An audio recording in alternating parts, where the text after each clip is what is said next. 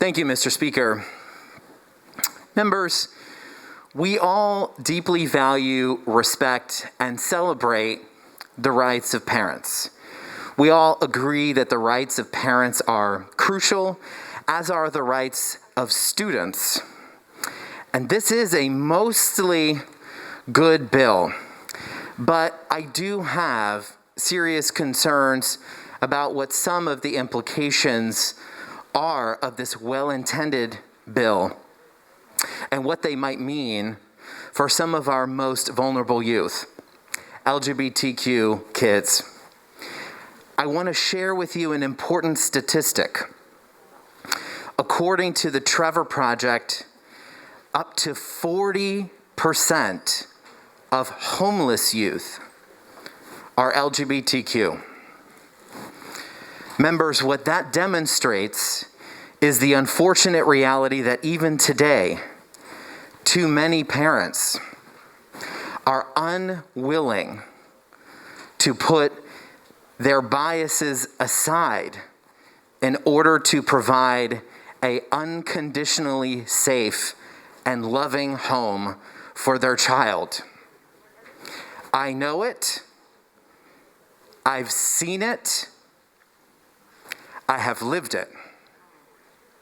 Imagine an LGBTQ student who's anxious and nervous about judgment, physical violence, or even worse than that to them, family rejection that they may face at home. That's where lines 147 to 151 create problems for me. The student confides in a school teacher that they know and trust. They tell them, I'm gay. They tell them, I'm transgender. This is a major moment of vulnerability for LGBTQ youth. And it's a common occurrence in our schools. Ask our teachers. Ask faculty. They will tell you this happens all the time, especially when a vulnerable student has nowhere else to turn. Imagine this 16-year-old asking a teacher for advice. What should I do? My parents will disown me if they find out I'm gay. Members, they're not asking for the teacher to call DCF. That's not what they're asking for. Calling DCF would be probably an unnecessary escalation of the situation. They're asking for advice and they're asking for support. This 16-year-old is thinking, my dad is not ready for this. I'm not sure he'll ever be ready. And the kid might be right. After all, 40% of homeless youth in Florida are LGBTQ. How did that happen?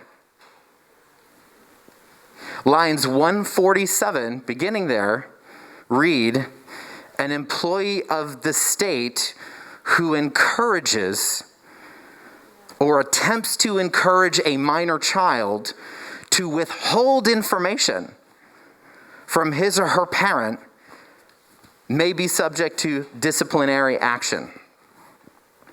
So now what does the teacher do? The bill says that they can be fired for giving the student critical advice during their time of need if that advice includes, maybe you should wait to come out to your parents. Don't say anything. You're almost 18. That's it. Members, this happens all the time. And I know that folks feel very strongly that parents should have the right to be part of the conversation.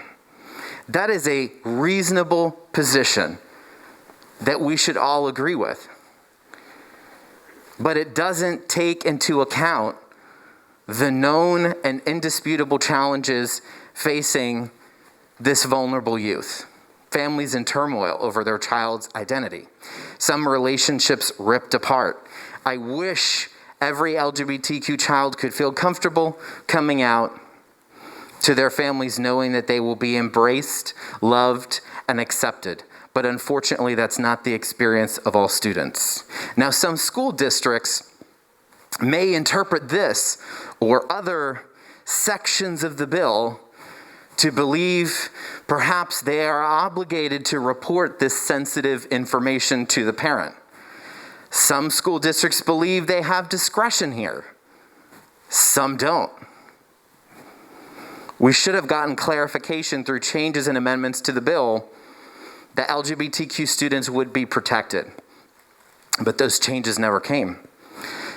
Members, these are sensitive family matters, and the student has rights too. A right to privacy. But that's not the approach we're seeing, at least with a couple of provisions in sections of the bill, which lack the sufficient guardrails in place that many of us believe are necessary to protect some of our most vulnerable students. And that is why I encourage you to please join me in voting down this bill. Thank you, members.